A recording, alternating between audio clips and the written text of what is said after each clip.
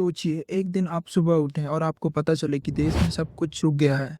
Truck खड़ी हैं, trains बंद हैं, फ्लाइट्स कैंसल हो चुकी हैं और पेट्रोल पंप पर किलोमीटर लंबी लाइन लगी है। आपको क्या लगता है, इस सब को होने में कितना वक्त लगेगा? सिर्फ 45 दिन। हाँ, आपने सही सुना, सिर्फ 45 दिन। क्योंकि हमारे पास ऐसे इमरजेंसी के लिए ऑयल रिजर्व्स बचे हैं, वो महज 45 दिन के लिए हैं। अमेरिका और इजराइल ने ईरान को वेनेजुला समझ के भूल की थी। इन्हें लगता है जैसे इनके एजेंट वेनेजुला से रात को 2 बजे वहां के नेता को उठा लाए थे। वैसे ही ईरान के साथ होगा। जब अमेरिका ने जापान पर बॉम्ब गिराया था तो टोक्यो पर नहीं, हिरोशिमा नागासाकी पर गिराया था ताकि बातचीत की रास्ता बचे। लेकिन आज का वक्त अलग है। दुनिया में सिर्फ 2 नेता अमेरिका के आंख में आंख डालकर लड़ रहे हैं। एक यूक्रेन के ज़ेलेंस्की और दूसरे ईरान के खामने। खामने को तो जब बंकर में जाने को कहा गया तो उन्होंने साफ साफ कह दिया कि जब तक मेरे देश के लोग सुरक्षित ना रहेंगे, मैं बंकर में नहीं जाऊंगा। लड़ाई अब एक अलग ही लेवल पर जा चुकी है। जय हिंद दोस्तों, welcome to Ghost of India. आज हम एक ऐसे डार्क रियलिटी और हिडन ट्रूथ को कवर कर लेंगे जो दुनिया के सबसे बड़े सुपर पावर्स से छिपाते हैं।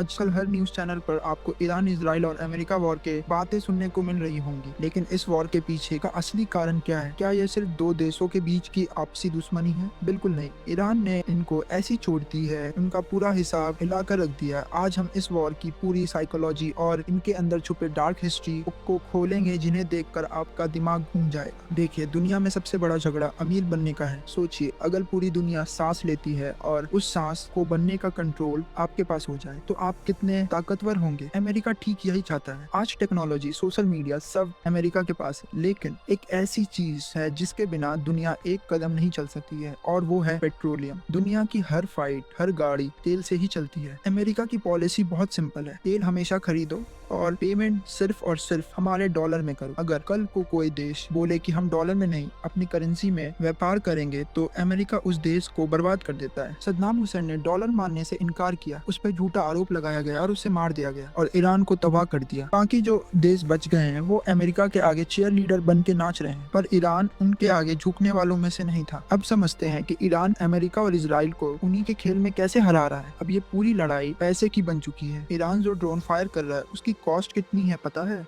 18 लाख रुपए, और वो एक महीने में ऐसे 1000 ड्रोन बना देता है। वही दूसरी तरफ इस 18 लाख के ड्रोन को हवा में गिराने के लिए अमेरिका और इजराइल को अपनी पेट्रॉइड या थार्ड मिसाइल छोड़नी पड़ती है, और उनके एक मिसाइल की कीमत होती है लगभग 36 करोड़ रुपए। कहाँ 18 लाख और कहाँ 36 करोड़। अमेरिका का बजट हिल चुका है और उनके पास इतनी महंगी मिसाइल की भारी कमी आने लगी है, क्योंकि अमेरिका साल भर में सिर्फ 600 से 800 ऐसी मिसाइल्स बना पाता है। आधे से ज्यादा मिसाइल्स उन्होंने यूक्रेन और गाजा वॉर में खर्च कर दी है। ईरान की प्रिसीजन इतनी खतरनाक है कि उसने 18 लाख के ड्रोन से इजराइल के 7000 करोड़ के रेडार सिस्टम उड़ा दिया। ये होती है असली वॉर स्ट्रेटेजी। अब ये सब में हमारा यानी भारत का क्या नुकसान है? ईरान ने बहुत चालाकी से स्ट्रेट ऑफ हॉर्मोज के रास्ते ब्लॉक करना शुरू कर दिया है। यहाँ से एशिया के 80% तेल गुजरती है। ईरान सिर्फ उन देशों के शिप्स को जाने दे रहा है जो उसके दोस्त हैं, जैसे कि चाइना। बाकियों के जीपीएस ब्लॉक है। इसका असर ये हुआ है कि दुनिया भर में तेल का दाम बढ़ने लगा है, और आपको जानकर हैरानी होगी कि हमारे पास यानी इंडिया के पास इमरजेंसी के लिए अपने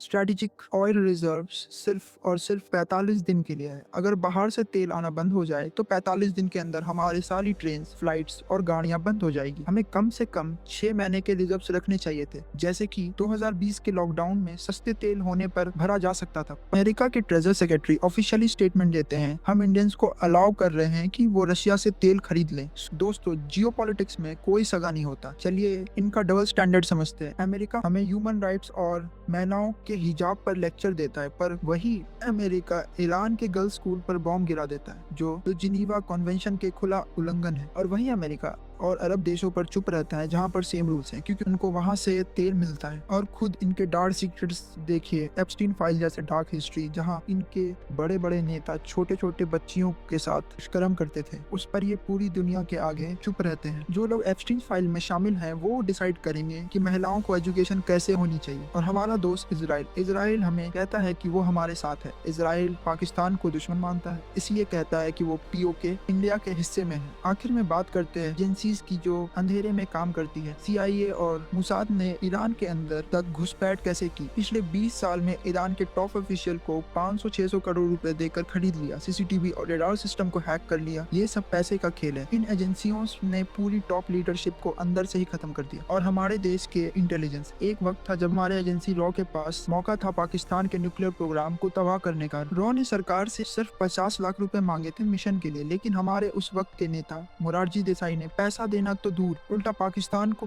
बता दिया था कि हमें सब पता है कि आप क्या कर रहे हो। इस गलती की वजह से हमारे 300 से ज्यादा अंडरकवर एजेंट्स को बेरहमी से मार दिया गया था। और तो और CIA ने रॉ के अंदर अपने एक मोल बैठा के रखा था, रविंदर सिंह के नाम का एक बड़ा ऑफिसर, जो इंडिया की सारी खुफिया जानकारी अमेरिका को देता था। ये एक ऐसा डार्क हिस्ट्री है जिसे आज तक दबाया गया। तो दोस्तों, ग्लोबल पॉलिटिक्स बाहर से जितनी साफ दिखती है, अंदर से उतनी ही डार्क और खतरनाक है। आपको क्या लगता है इस वॉर का अंजाम क्या होगा? नीचे कमेंट करके जरूर बताना। अगर आपको वीडियो पसंद आया हो तो लाइक करें और होस्ट ऑफ इंडिया को सब्सक्राइब करें।